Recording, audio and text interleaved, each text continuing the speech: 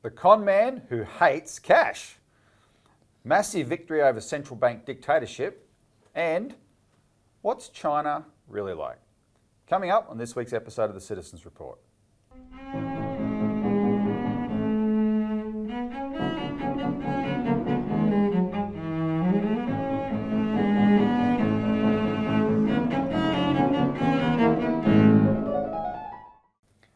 Welcome to the Citizens Report. It's the 5th of December 2024. I'm Robert Barwick and I'm joined today by Citizens Party researcher and writer Richard Bardon. Welcome, Richard. Thanks, Robbie. Welcome back, Richard. We'll start with number 3 first. In this, we've got a big episode today, and we're including Richard's report from Eyewitness Report from China, where he represented the Citizens Party on a recent trip. So you'll get to see some good pictures of that. And he will answer the question, what's China really like? But he got out of that authoritarian hellhole relatively unscathed by the looks of it, so he can tell us just how dramatic it was. Otherwise, we're also going to talk about this Commonwealth Bank's $3 fee that they tried to pull on the Australian people for withdrawing your own cash from the bank, and that's the work of CEO Matt Conman, herein known as Matt Conman. And Matt Conman is a strange conman, because when have you ever seen a conman who doesn't like cash? But he doesn't. He really hates it and he doesn't want you to use it. But he says otherwise. And we're also going to talk about a very big political victory that the Citizens Party and a few others pulled off last week in Parliament to save Australia from a central bank dictatorship. So we'll get onto those very quickly. First, though, remember what we do with this show is for the purpose of changing what we talk about. We're not just providing information. You can help with that. The way you help is like the episode, share it as wide as you can on social media, subscribe. If you're not a subscriber, remember to ring the bell icon. Comment, please comment below. We value your feedback and I'll try and engage as much as I can, as much as time allows. And also there's a donate button below where you can contribute to the work of the Citizens Party, because we put a lot of effort into it. We have a head office here of 20 odd people. We've got a staff that's sort of spread out around Australia of about 30 people. And that's one of the reasons we're so effective, but we're not funded by unions, we're not funded by the government, we're not funded by the big corporations, we're only funded by the Australian people, and you can help with that. So please consider making a donation as well. Also, before we get into the show proper, we're going to talk about Dan Duggan, the political prisoner, and that's what I think of him as, the political prisoner who's been in jail in New South Wales for now 2 years and almost 2 months, and he's never broken the law in Australia. He's never committed a crime. He's been accused by America of committing a crime, but they haven't proved it. And he could have been, so he's fighting his extradition. He could have been allowed out on house arrest or something, but he's been kept away from he's a father of 6. He's been kept away from his children, whose ages range from 20 down to 5 or 6. His younger children are absolutely traumatised because of what's happened to their father. They're facing their 3rd Christmas without him. He's a naturalised Australian who was an American Top Gun pilot, an actual hero, and all that he did that they've accused him of is training Chinese pilots in a test flight academy in South Africa back in 2012, when no one was talking about China as the enemy. Everyone was racing to do business with China. 2 years later, the Chinese president addressed our parliament at the invitation of Tony Abbott, no less. Tony Abbott invited the president of China to address our parliament. So 2 years before that, he trained civilian Chinese test flight pilots. And what that means, Richard, is they're not.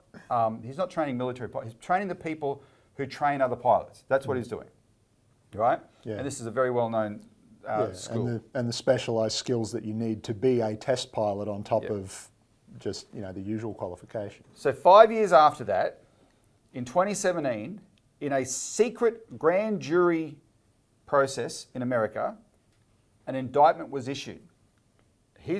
Dan Duggan's lawyer points out that this kind of judicial process in America, which is outside of the normal transparent judicial processes, is not something that we have in Australia. We don't recognise the legitimacy of this. So it was a secret process to issue an indictment against him in 2017, which wasn't served until 2022 when he returned back to Australia from China. They served it then. They arrested him within a month of him coming back, and he's been in jail ever since, fighting this. Now, when we've talked about this repeatedly, people have picked up the phone at our request to call the Attorney General, Mark Dreyfus, and ask him to let Dan Duggan go, simply based on the merits of the case, one of which is dual criminality, which just explain that for people. Yeah, so the extradition treaty with the United States stipulates that in order for somebody to be extradited to the United States, what they're accused of has to be a crime in both countries. Yep. And even if he did what they accuse him of, which he didn't anyway, it wasn't a crime, it wouldn't matter. It doesn't matter legally. It's not a crime. There is no basis on which to extradite this man because we have no equivalent laws in Australia. I think they've enacted one recently, but you can't make it's not retrospective. They used his case after the fact to help push this thing through. But there is no legitimate charge that could be made against him under Australian law, and therefore he cannot be extradited. And there were lots of pilots like him providing this kind of training. Yeah, from all over the place. He's the only person to be charged like this. The British government had lots of British pilots there. There were lots of British pilots from Britain. When this came up at the same time in the UK, the British government had to admit they'd broken no laws. Yeah. There were Australian pilots there. They haven't been arrested. It's only this one guy. And the Americans, Bernard Collaery, his lawyer, and we said from the beginning this is about scapegoating someone to feed the baying politicians in America who want war with China, right? And because he was formerly an American citizen, and they're quibbling over when his citizenship lapsed, etc. But they want to scapegoat him to that system. Now, when people have called Mark Dreyfus and said this is outrageous, we've got to let him go, the message that Mark Dreyfus's staff have said to us, to concerned Australians, is if Dan Duggan is innocent, then he has nothing to worry about being extradited because the American legal system is objective, it's impartial, it has due process and procedural fairness. It's the gold standard of judicial systems. He has nothing to worry about. That's what they have said repeatedly to concerned Australians. Well, the reason we're making this an issue right now is because this week, US President Joe Biden pardoned his son, Hunter. You might have seen it in the news.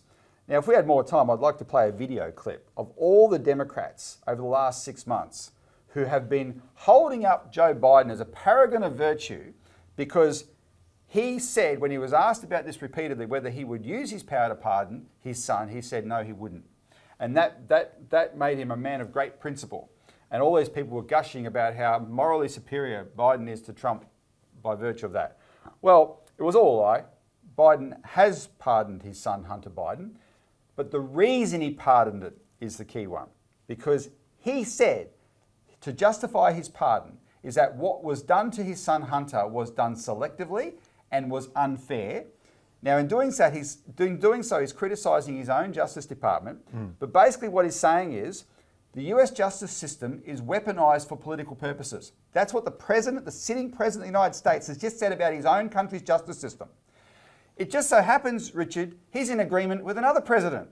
Yeah, or the former and the once and future president. The once and future president, who's about to take back over on the 20th of January, says exactly the same thing about the US justice system. And he thinks he has a pretty good case for saying so because he's the target of the US justice system. That's Donald Trump's claim, right? So both current and future presidents agree that the US justice system is weaponised for political purposes. So the question we put out in a release this week is to Mark Dreyfus, how can you have confidence in the US justice system when the current presidents don't? Therefore, it is a crime to destroy this Aussie family, to abide by a secret, corrupt US extradition process because you're too cowardly to stand up to the United States. Every time Uncle Sam says jump, you say how high. And Australians should be very mad at this. Look at the details below and help us in this campaign. Call up Mark Dreyfus, call up Anthony Albanese and leave a message. Call your local MP and say, what the hell are you doing? Why are you sacrificing this Australian family to a corrupt justice system? End the extradition, block the extradition for Dan Duggan and send him home by Christmas. This family needs all the help that they can get from us. So please do that. Please do that. This family is almost broken with what's happened to them, and it's completely and utterly unfair, including the fact that having broken no laws in Australia, he's still been stuck in a prison for 2 years and 2 months. So please act on that. All right, let's get into the other news of the day, Richard. The con man who hates cash. And we've already given away the identity of this con man, Matt Comyn. Crybaby Comyn, we sometimes call him, and we'll talk about that in a minute. But in this case, he's the con man. So everyone saw the news this week. CBA announced that they're going to put a $3 fee on withdrawals of cash from your account. Not ATM fees, withdrawals over the counter, withdrawals at Australia Post, and withdrawals over the phone. A $3 fee on every withdrawal. Now, I got to have actually quite a blizzard of publicity. The Citizens Party's on speed dial nowadays, so I got to do a bunch of radio interviews and stuff about this in different states. I made 3 points that what Common's trying to achieve here with this policy. The first point is they want to make cash abnormal. That is, so, and what that means is instead of accepting that their business is money and therefore the expenses around money is just the cost of doing business, they want the public to get the idea that no one's using cash, therefore the few people that are using cash are somehow being subsidised by the people who aren't and by the bank, and therefore the cost to the bank, which is $400 million of transporting cash around Australia, is somehow an unreasonable cost, right? Illegitimate cost, which they are justified in recouping from the people who use cash. This is the total cost to all the banks. No. This is just, well, see, this is the point. The total cost is about $1 billion apparently. Yeah, this is the cost. supposedly. This is the cost to Commonwealth Bank. But even if it's, so let's just look at that. Because that sounds like a big amount of money. But it's only a big amount of money because the way these businesses these corporations run themselves now, they break down everything into its component parts and account for that at that level. And they want to highlight the expense of everything rather than seeing the whole and realising that everything contributes to everything else, right? This is the neoliberal accounting method. So they've always had to pay for cash. The banks have always had to pay to send cash around. It's never been free. It actually, any effort to do anything costs. They've always had to pay it. It's just now they're highlighting it because they're a bunch of sooks. They want to make this abnormal. So even if you take the $1 billion figure, that's $1 billion out of how much is the total profits of all the banks in Australia? Well, we don't know, but we know what the big four banks are. It's over $30 billion. Per annum. Per annum. So when they minus the $1 billion of moving cash around, they still have over $30 billion worth of profit. Cry me a river. Seriously. So that's what he wants to do, make cash abnormal. The second thing, and I like explaining this to people because when you get technical, it's really bizarre what he's actually trying to do. A depositor in a bank customer who has a deposit in a bank is actually technically a creditor to the bank. You have loaned the bank money. That's why they pay you interest on it. Yeah, and just a quick aside, that's the supposed legal basis of this bail-in thing that we've been fighting for all these last decade plus, because you're an unsecured creditor to the bank. You can, and the bank can default on their loan to you. That's what bail-in is basically, right? So the bank is the borrower. And to put a fee on a withdrawal from a deposit means that in this case, the borrower thinks it's justified in charging the lender a fee for accepting a repayment. That is the bizarreness of this. And only a banker in the 21st century could come up with something like this. Previous bankers didn't think like this. The tradition, here's the model of bank. This is how banks work. A bank will pay you a little bit of interest on your money that they've borrowed from you technically, and lend out the money at much higher interest, and their cut is the difference in the two interest rates, and that's how the bank makes its money. That's the traditional business model of banking. What has happened with banks since total privatisation and deregulation in Australia is they've moved away. That's still in the banking model, don't get me wrong, but what they've done is they've added to that, and they've been more and more aggressive in adding to it a type of business model where they're looking for income streams that they can sink their fangs into, or their what do you call it? What does a mozzie put in your Proboscis. Their proboscis, right? Like a mosquito, a parasite, looking at the flow of blood, and they want to siphon that off. That's what banks do. And so the fees model came in the 90s when they privatised all the banks and they didn't have to compete with a public bank anymore. And now there's fees on absolutely everything, and they're looking to clip the ticket on absolutely everything. Fees and surcharges on the fees, and of course one of the big ones, the new areas of surcharges is surcharges.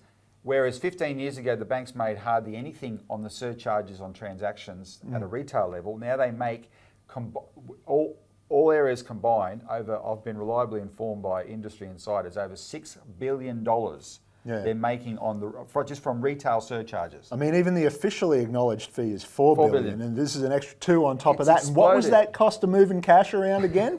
Exactly. And the third point I made is if they get away with this, mark my words, the next step will be something that Michelle Bullock, the RBA governor, raised a couple of years ago, which is a surcharge on cash transactions. Yeah. Because they want, and she said, it's important that small business understands the cost of using cash. Yeah. This arrogant, patronising central bank governor said, it's important. And then she said, but that probably won't fly politically. Well, the way they make things fly politically is it's the frog in the boiling water thing, right? It's incremental change. They do something like this. There's a backlash, then there's a backflip. People probably heard that by now. There's been a backflip, but it's not really a backflip. All it is a pause. Yeah. Right? They've paused this process so that people can get used to the idea. And if the government doesn't stop them, they will come back to it again in 6 months, right? And say, okay, now we've done it. Yeah. The commercial banking boss even turned around and said, we just communicated it badly, and so we'll wait until, basically saying, we'll wait until it sinks into the plebs' heads, right? Yep. And then we'll do it anyway. Yep. After the heat's died down. So those are the three things that I highlighted on radio this week. But now I want to highlight the con man side of it, because this is so dishonest by Matt Conman, it's not funny. We're going to play an ad that CBA started running on social media in November. So it's been going for about a month. And bear that in mind, because after a month of this ad, then they announced this thing, right? Mm-hmm. Which is an attack on cash. Any way you cut it, it's an attack on cash. But that's after a month of this ad. So according to this ad, we don't know what we're talking about. There's no anti-cash agenda. Run it. So do you think banks are quietly making us go cashless? Might seem that way, but did you know CommBank is supporting customers to access cash? In fact, they're investing around $400 million each year to help make cash on hand through ATMs, branches, and Bank at Post. Now, Richard, that's what you call, that ad is the definition of gaslighting. Mm-hmm. There's the positive part of it though. For some reason, the Commonwealth Bank feels it has to get out there and pretend it doesn't have an anti-cash agenda. And I'll tell you what that reason is, because the backlash has been enormous, and we've helped to drive that backlash. They know they've got a problem, so they're running this ridiculous ad. But look at the gaslighting part is, we've just discussed the $400 million as the normal expense of moving cash around. Those bastards turn around and pretend, we've made an investment here. No, you haven't. It's the cost of doing business. Yeah.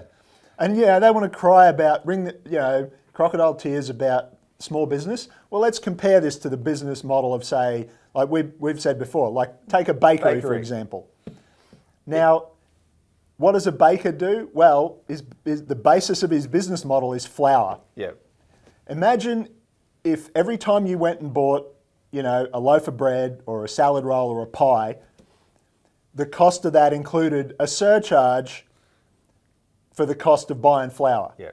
and move and paying someone to drive it around in a truck to where their ovens are. Yeah, no, well... That's what this is. No, it is. Well, what they'd probably do is put the surcharge... Technically, they put the surcharge on the transportation cost. So for some reason, this is a baker who says, I've got to buy flour because I can't make bread without it. But I think the cost of the flour should not include the cost of transporting it. Yeah. And so therefore, I'm going to charge a surcharge to people because I say it's not a legitimate cost on me for the transportation of this flour. I'm not going to get it any other way. It's not going to just magically materialise in front of me. But I don't like that cost, and I'm going to pass that on to the customer. That's insane. What the Commonwealth Bank is doing is utterly insane. The other proof that Matt Comman is a con man is, as evidenced by that ad, is I have been in the room with him at Senate hearings. I have watched him over the internet at other parliamentary hearings where in the same breath he says, no, we support cash, and then whinges about that 400 million cost of transporting it. Like, those two things don't actually, can't be reconciled, right? They do not support cash. They've been doing everything in their power to get rid of cash, and now they've been caught out. They think they have to run a campaign on it. But how blatant is it that after running a month of that campaign, he turns around and puts a $3 fee on you withdrawing cash? All right. If you, just so people don't think this is a unique attitude of the Citizens Party, and of course it's not. I'm sure our viewers are very familiar. There's a massive backlash here. But I want to play a very, very, very good, I think it's a YouTube short or whatever. Chris Kohler is a Channel 9 journalist who's the son of Alan Kohler, the famous ABC finance guy. And Chris Kohler has done an excellent little video here on cashless banks. Run it.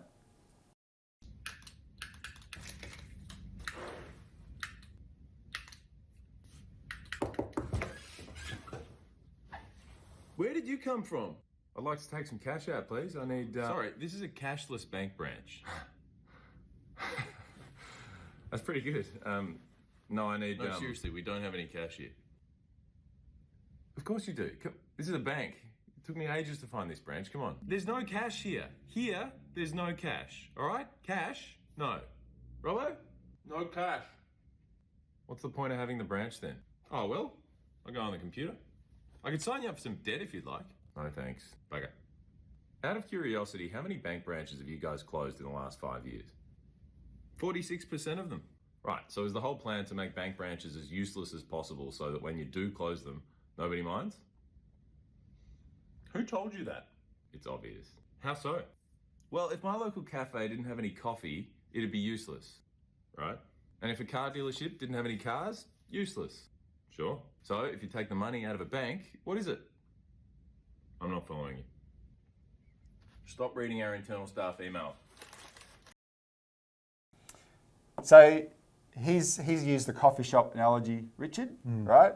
But he's pointing out something that is really valid to point out, that these banks, that's an example, coming from him, that's an example of proof that the banks are trying to destroy the role of cash in society, right?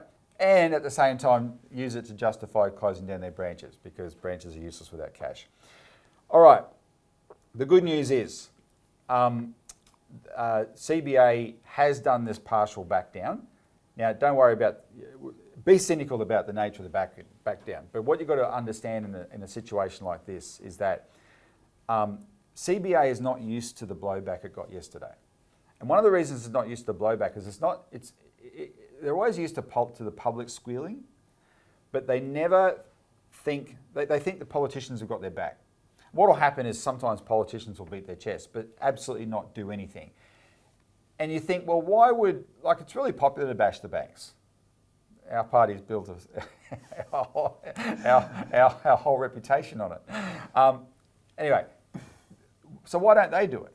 Well, one of the reasons they don't do it is because the banks are massive donors to the two major parties, right? And they're also, just on top of that, incredibly, they're the most powerful lobby in the country. And so the two major parties are very much obligated to the banks. And then you think, okay, well, one of the parties could make an issue out of that and really destroy the other party, but they don't because both of them are obligated. And so they know that they give each other political cover, right? But that's actually starting to break. And the reaction to this, even at all the politicians jumped on this big time. The Senator for Bankers, Jane Hume, and I'm not saying this to say something positive about her finally, but we call her the Senator for Bankers for a reason. She grandstanded yesterday that she's going to close her Commonwealth Bank account over this action, right? Peter Dutton condemned it. Stephen Jones, the Minister, absolutely condemned it. And then Jim Chalmers was attacked in crikey.com.au for not leaning on the banks over this. And then he did pick up the phone and he leaned on Matt Comman over this, right? That's new. Now, I don't know what that conversation between Comman and Chalmers was. And it was probably something like this. Geez, Matt, you're making life hard for us. Can you just pause this a bit while we work out a way to sell it better? You do this right now before Christmas in the middle of a cost of living crisis. This is nuts. And Comman goes, oh, do we have to? You can't. That sets a bad precedent. It looked like you're telling us what to do. Listen, mate, the whole Australian public want me to tell you what to do, right? Look, it could have been something like that. I doubt it was Jim Chalmers saying, listen, Matt Comman, your whole business model depends on our government guaranteeing everything you do. Cut the crap. Yeah. I doubt if it was that conversation. And I'm dead certain it wasn't, Matt, if you don't cut this out, I'll make you, because I have the power to do it. Because Chalmers has been trying to give those powers away and failed, which is what we'll talk about next. That's right. So it for sure wouldn't have been that, but it had to be something because they had to respond to the backlash. So look, be happy that the backlash is so big and so fierce and it forces some form of an adjustment, but remain cynical and keep fighting because we can't settle for these little tidbits that they throw out to look like they're responding. We've got to change the whole culture and destroy the power of the banks in this country. Not destroy the banks, but destroy the power of the banks. And of course, there's one guaranteed way to do that: public post office bank. Force these banks to compete so that they'll be terrified of doing anything like this because they know that if they do it, people will march in droves to a bank that's available in every post office and will serve them first and foremost, including with cash, and they'll never have to worry about it. All right, let's move on. Massive victory over central bank dictatorship. We'll try and keep this short because I want to let Richard tell you his story. But this is essentially our update on something that we tentatively declared victory a few months ago, which is the RBA reforms bill that Jim Chalmers was crying about because the Liberal Party pulled the plug on their support. And before that, he'd had a deal with Angus Taylor to pass this whole thing without question. But this last Thursday, in that sitting of Parliament, which was crazy, there was close to 40 bills passed through Parliament in one day. There was over 120 votes in the one day, which is just bizarre. The politicians would have been doing nothing except standing up and sitting down for voting all day. They weren't debating any of these bills, etc. Most of the bills had no scrutiny. But in the middle of that, Jim Chalmers wanted to get the RBA reforms bill off his plate in a way that he could claim some form of victory in the context where it wouldn't be scrutinised because there was so much going on. So what he did is he finally went to the Greens, and the Greens had been working with us on this. He finally went to the Greens and said, what'll it take to pass the bill? And they said, you know what it'll take. Deletes part 1 and 2 and you can pass the bill. And that's what happened. They dropped parts 1 and 2 of the bill and they passed the bill. And what that means is by dropping parts 1 and 2, part 1 would have repealed the power of the Treasurer over the RBA, which means it would have repealed democratic authority over the RBA. And that's now been dropped. And remember, that was the power that John Curtin and Ben Chifley enshrined in law in 1946, and it's been there ever since. And that's what Jim Chalmers wanted to get rid of. He has had to drop that. That power has been saved, and we have saved it. The second one was part 2, which is the power in Section 36 of the Australian Banking Act, which says the RBA can direct the private banks' lending policy. And essentially, an example that we use is that the RBA can say to the private banks, listen, you're lending much more to investors than you are to first home buyers, and these investors are pricing the first home buyers out of the market. That's been the biggest factor in driving up house price in Australia. Stop lending so much to investors, lend more to first home buyers. That's the power the RBA has. Yeah. Or lend more to small business. Exactly. Or whatever. And this is the existence of this power proves that Michelle Bullock is a liar, because every time she's asked about interest rate rises to combat inflation and how oppressive they've been, she says we only have one tool. No, Section 36 was a second tool, and they just refused to use it. And they wanted to repeal it, to get rid of it, so they could never use it. And we've now saved that power, and we can put pressure on the government and to put pressure on the RBA and say, you must use this power. So we've saved the authority of the government over the RBA, and we've saved the authority of the RBA over the banks. And that means if the Citizens Party was ever in government, we would use both powers to get the banking system working for Australians in a way it hasn't for decades and decades and decades. Massive victory. We played a very important role. We had good collaborators, and the Greens were excellent on this. Senator Nick McKim's office. This was also the last time we got to work with Fraser Brindley, who's the late Greens advisor in Senator McKim's office, who passed away last year. But he and I worked together to start this campaign. Senator Gerard Rennick played a big role. Senator Malcolm Roberts played a big role. But the important role the Citizens Party played is we're the ones that got it to a Senate inquiry. And by getting it to the Senate inquiry, we didn't know what would happen if we did, but what happened was spectacular, because all these former RBA governors and even former Treasurer Peter Costello participated in that inquiry and said, no, you must keep democratic accountability over the RBA, right? And so that, as far as the Liberals were concerned, that killed it. And we're the ones responsible for that, because I'll always remember Fraser called me up when we actually, because we put out the word. If you go back through our archive on our videos, there would be a video from last year where we said to you, call your politician and demand an inquiry into this RBA reforms bill. And Fraser called me up and said that he'd been talking to one senator's office, and that senator's staffer said there's no one like the Citizens Party to melt the phones down. Right? We did that, and that's what broke the agreement that the Liberals had to pass this bill, and now we've defeated these parts 1 and part 2 and saved these very important powers. All right, I've done enough talking. Let's let Richard talk now, because we're going to call this "What's China Really Like?" As we did announce, Richard, last time I think you and I were together on this show that you were going, and so you've been to China for, I think it was 11 days you went? 10 days. Yeah, now this was at the invitation of the International Department of the Central Committee of the Communist Party of China. We paid our own way, right? Because we don't want anyone to say in any way that we're obligated to China. Nothing we've ever said about China is on behalf of vested interest. This is entirely the Citizens Party's independent work. And it's quite extraordinary if you think, if our viewers are familiar with our channel and have been watching what we've been saying about China for 5 or 6 years, should actually be pleasantly, somewhat surprised that the first formal visit from the ACP to China only happened in late 2024. But now you've gone there, and I'm jealous as anything, but we had our conference here, so I couldn't go. You've got to experience China for yourself. You've written about it many, many times. You've certainly debunked most of all the lies from ASPI about China. But let's talk about your impressions. So first of all, what's your overarching comment on what you found? Well, if you take nothing else away from it, understand that everything you get told about China by our government, by the media, it's made up to serve an agenda. Yeah.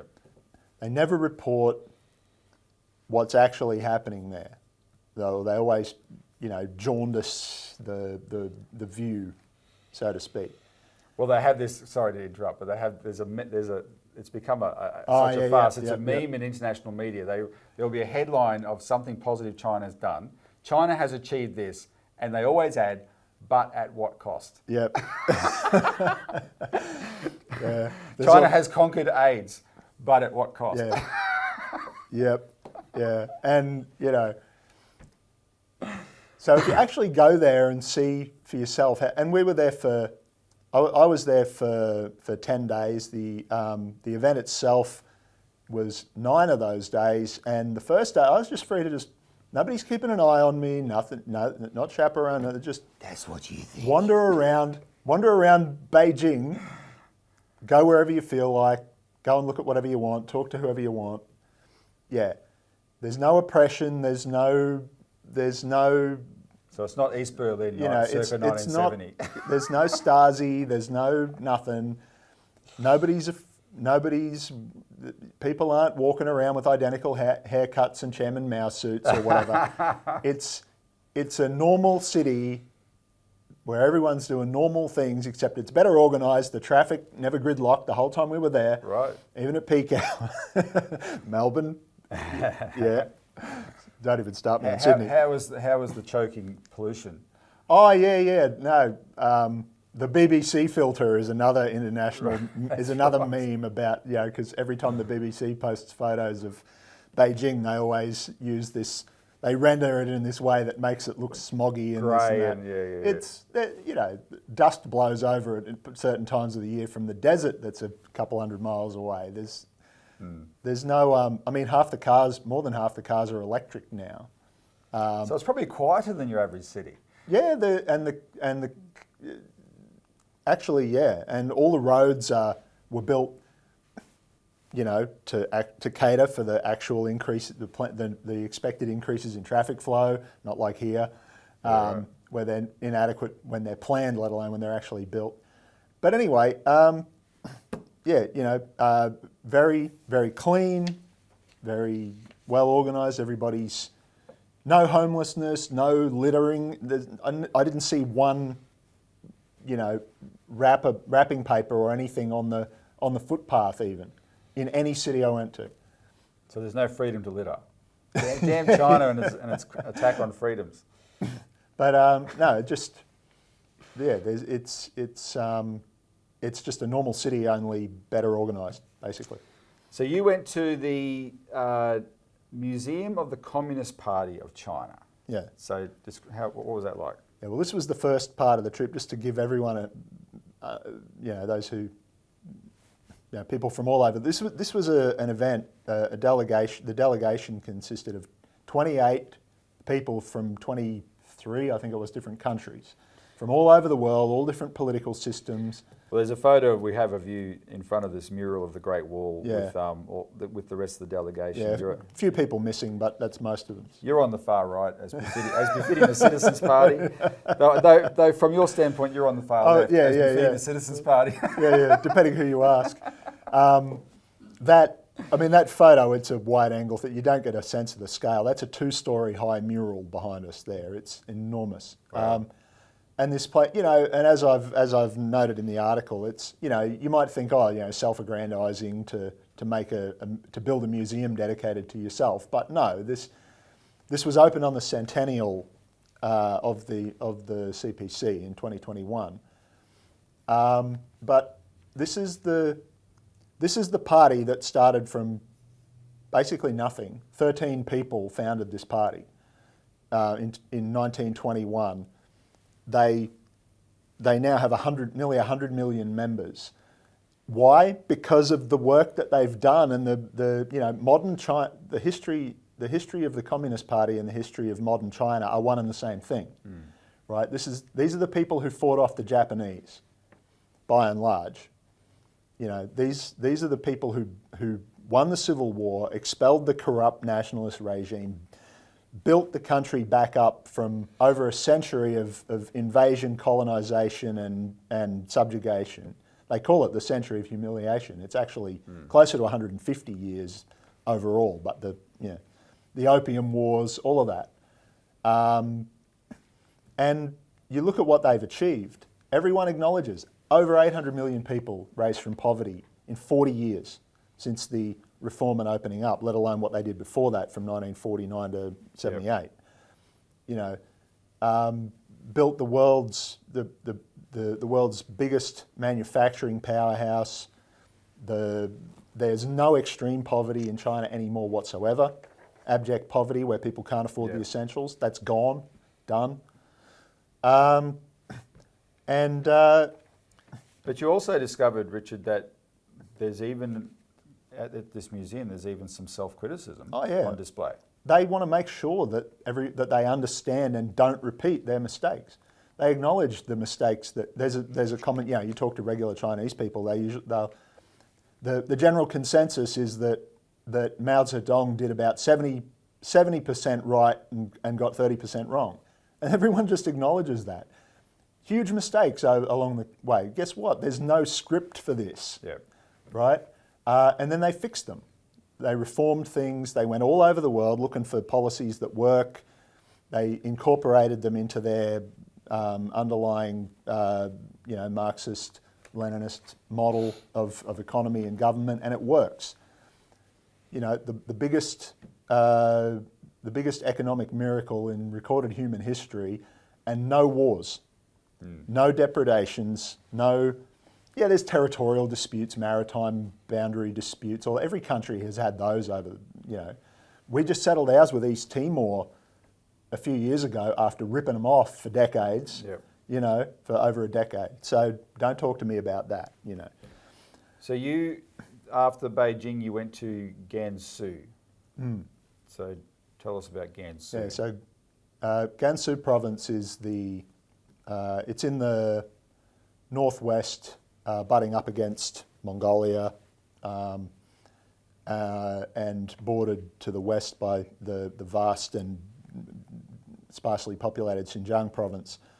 But it's considered the cradle of Chinese civilization. It's the origin of the founders of the first imperial dynasty, and the preceding, what they called dynasty before that. I can't remember the name of it. Zhou, I think it is, dynasty. It wasn't all unified, under one ruler, but this is where they came from. This is where their civilization started, and it goes back to. There are artifacts in their museums there that are nearly, that are like 7,000 years old, of what look like modern, pottery and different things made what look like using modern techniques, right? Very advanced civilization going back to ancient, to the Stone Age. This was the main route of the Silk Road, the famous Silk Road trading route from China all the way across to Western Europe and to Central Europe and the Mediterranean Sea. But when that ended, when the desert closed in over the trade routes, and then all the internal strife, and then the invasions that I mentioned earlier, that ended, and it became it was known as basically the poorest province in China. That's all over now. They've re-industrialised, starting soon after it's got huge amounts of non-ferrous metals. 11 of it's got the biggest known proven reserves of 11 different minerals, including 90% of the nickel. All this stuff you hear about China monopolising the manufacture of this, that, or the other metal. They're not going and pinching it from anybody. They've got it, right? They buy it from elsewhere when they feel like it, the few things they don't have. But they've rebuilt the economy there, and they're not resting on their laurels. They're these ghost cities you hear about. Yeah, tell us about the ghost cities. It's hilarious. The ghost cities of China. Look, it's all fake. It's a Potemkin village. No, they build things ahead of time. They plan things. It's called central planning. It's a core tenet of socialist economic doctrine. They build the cities, and then people move in. In the case of Lanzhou, the capital of Gansu, they're building a new satellite city to the existing capital called Lanzhou. It's just called the Lanzhou New Area, and it's a high tech. They're putting the highest tech, most advanced industries they have in that place on the ground floor. They're developing new technologies. Their target is 1 million population. They've already got 700,000. The other 300,000 are going to be moving into the so-called ghost cities that's still being built, right? This is how they operate. Yep.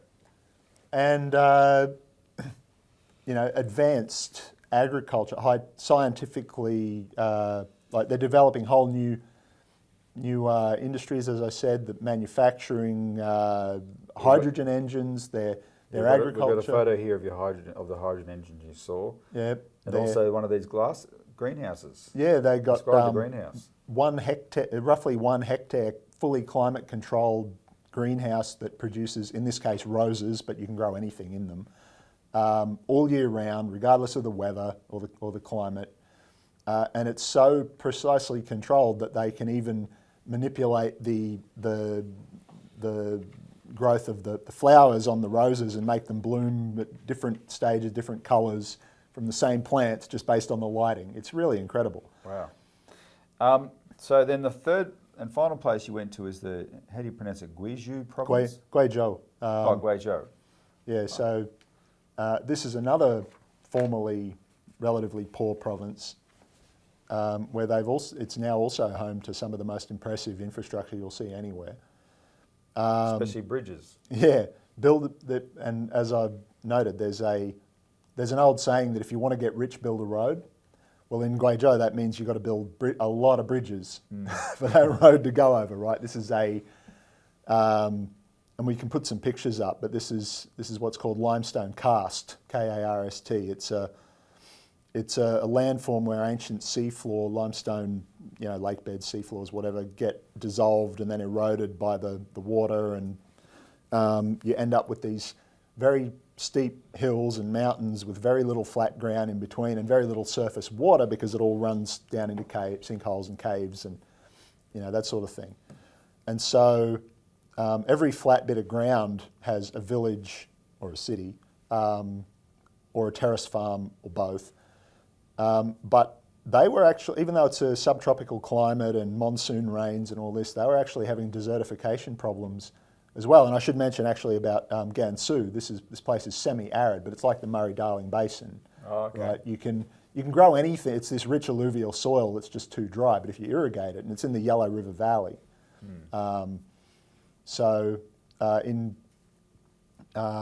apparently they grow like 70% or 80% of China's potatoes and use the starch for all sorts of things, from foodstuffs to stock feed to whatever. Guizhou province is mostly mountainous, and there are far-flung regions that, when you drive around, you can see these cave homes carved into the side of mountains that people were living in until, just the last few decades. They've moved, they've built out the infrastructure, the expressways, the electricity grid. They've done massive water and reforestation programs. Got the forest, the plant coverage back up from around low 40% range to high 60%, 67%, I think was the figure I was quoted. And along with that, they've built out the bridges. We've got a photo here I took. You can find many similar photos all taken from the same place of this. They call it the Sky Bridge. It's it's won a bunch of awards. It's the world's tallest concrete bridge, apparently, and the third tallest bridge in the world overall. And they built that to connect a poor rural province to the rest of the global economy. Right? This is poverty alleviation that works. Right? You employ local people, and they're doing this all over the world in partner countries. This is what the Belt and Road Initiative is. The toll on that bridge must be very expensive, Richard. Oh, it's exactly 0 yuan. There's no toll on the bridge. If we built this we wouldn't build this in Australia. Remember they tried to stop Jack Lang and John Bradfield from building the Sydney Harbour Bridge. What do you want to build that great big thing for? We don't need that. This bridge opened in 2019. Took a few years to build. Opened in 2019. A couple of years later, they opened it became a tourist attraction immediately, and you'll see why when you see the photo. But it really is just beautiful piece of engineering in every sense of the word. And people come to look at it. So they build a visitor centre, and there's a little planetarium thing. There's an observatory on a hill right next to it. And so, and they have this planetarium and this visitor centre and souvenir shop and that. And the profits from that fund the upkeep of the bridge, and there's no toll. There you go. And but it's a lot more than just connecting this one county or two counties that it runs in between. It's connecting. It connects the two different aspects. It's part of this system in this province. This is the hub of the the Belt and Road, the Silk Road economic belt that they've reopened the ancient trade route of the Silk Road through Gansu province in the west, and they're in the northwest, and this is in the sort of southern. They call it southwest, but the whole country sort of slopes in, you know. So this is basically, if you drew a line down the middle of China, this is towards the southern end of it. But that is the connection point between the overland Silk Road economic belt and the maritime Silk Road, where they're expanding their maritime trade basically right throughout the world, which again the Chinese were the first to do in the late 14th, early 15th century, when everybody else was just, you know, paddling little, you know, canoes around the littoral at the time. So, they've got all sorts of economic pilot projects, because this is what they do. They test out what works, what doesn't. The things that work get spread out right through their whole economy. And this is the thing that, you know, really, another thing that just really impresses you when you go there. They're not high and mighty about this. They're not beating that. They didn't invite us there to beat their chests and say, look how good we are. Every time, every official, national or provincial we met with is asking everyone from, some of the people in this delegation work for the governments of their country, some of whom have been in government for, you know, even multiple decades, right down to groups like us who, you know, like the CPC itself, was started by a group of untrained ragtags in a shed somewhere, or in their case, a boat. They said, look, what do you reckon? How are we doing? Got any ideas of how we could improve this stuff? Right? They share their ideas, and they ask for everyone's input, big or small. They do that with governments, with countries, with these political parties, including ourselves now. This was the third of these projects, these delegations and tours that they've run, we were told. What China doesn't tolerate is outside foreign interference in their politics. Exactly. But what they do want is that kind of input into making their economy better. And there's also a contrast with this trip that you got to go on, because people will accuse China of influence peddling by inviting groups like us on a trip like this. And it is, but consider the contrast it to the United States, which funds this thing called the National Endowment for Democracy. They don't get people to go. Well, sometimes they get people to go to the United States, but they're not going to take you around San Francisco and brag about all the homeless. Yeah, what the fentanyl. That's right. What they blame do, China for that. What they do is they go abroad. They go and mess up countries like Georgia right now. Right, there's these big protests in Georgia, which are being run by the U.S. State Department, just like they ran Ukraine. They're in there controlling those political parties, funding them, etc. And NGOs. That's how they spread their influence. And all China says, come and see what we're doing. So now you've done that, and there's, I think it's 15 days visa-free travel to China nowadays from Australia? I believe so. I think at some point it's gone up to 30, but at the moment it's 15. What's your recommendation for your fellow Australians? Just go and look for yourself. Go and see. Nobody's going to... It's funny, the government, the same time they sign this agreement with the visa-free travel, they also have a warning up on the Foreign Affairs Department website, cautioning about things, you know, oh, you might be arbitrarily arrested if you go to China. It's so ridiculous. Just go and have a look. Don't take drugs into China. You might get arrested then. Don't take a special phone connecting you to the US State Department. You might get arrested then, right? Don't take an East Turkestan T-shirt into China and go to Xinjiang, which is the name of the group, the separatist group that uses terrorism. Terrorist group, right? The ones who are running around Syria again, chopping heads off. Don't go to China with an agenda, but just go to China and check it out. And you can go anywhere you like, including Xinjiang, and you'll be able to see these things. And nobody, as you said, just to reinforce the point, nobody's going to try and force their political system on you. No, that's right. No, they don't operate like that. They don't care. The danger is you may come back as impressed as Richard.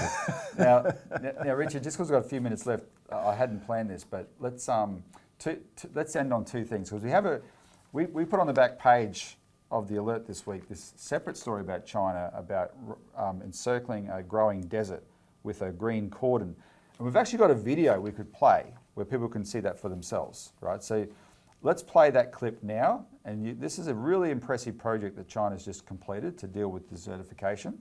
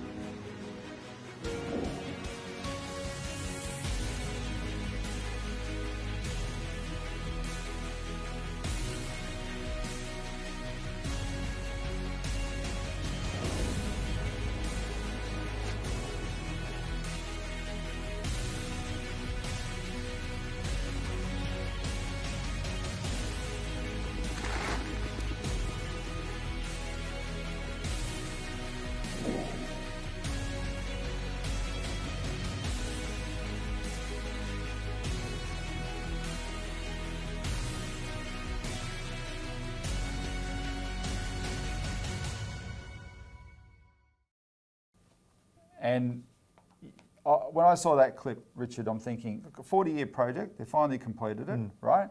Most people didn't, I told people about it, so they didn't even realise that deserts grow, right? You've got to constrain them, and look, they've done it. You know, this is real ecologism, by the way. This is real environmentalism. This is what conservationism used to mean. Exactly. Like the Civilian Conservation Corps in America that restored the Tennessee Valley. And Look one last thing, just to bring it back together to our theme today, I want to put up a photo of an ATM in Beijing. Now, this was sent to us by a mutual friend. Richard didn't take this one. This is someone who is Chinese and can read Chinese. And this is an ATM in Beijing, and you can see at the top there on the left, there's a red sign. And what that red sign says is that it is illegal to not accept cash payments in China. That's what that sign's saying. So when you pull out cash from the ATM, you're reminded that everyone has to take the cash if you want to offer it in payment. Yep. This is, and I tweeted that this week saying, hang on, what does this say about the so-called authoritarian social credit system of China? Yeah. If you can be fined as a business for not accepting someone paying cash, right? Anyway, so that's an example of where a lot of what you've heard about is absolute rubbish as well. Richard, excellent. Thanks for being on the show. Thanks for going to China. Thanks for coming back. I was tempted to stay, but you know. Next time. All right, and thanks to the viewer. And remember, please, Dan Duggan, look at the link below, make those calls. There's a button where you can donate. His family really needs as much help as they can get, and it's only Australians of Goodwill that's going to provide that help. We have to get him out of there and home to his family before Christmas if we can. So thanks for helping on that as well. See you next week.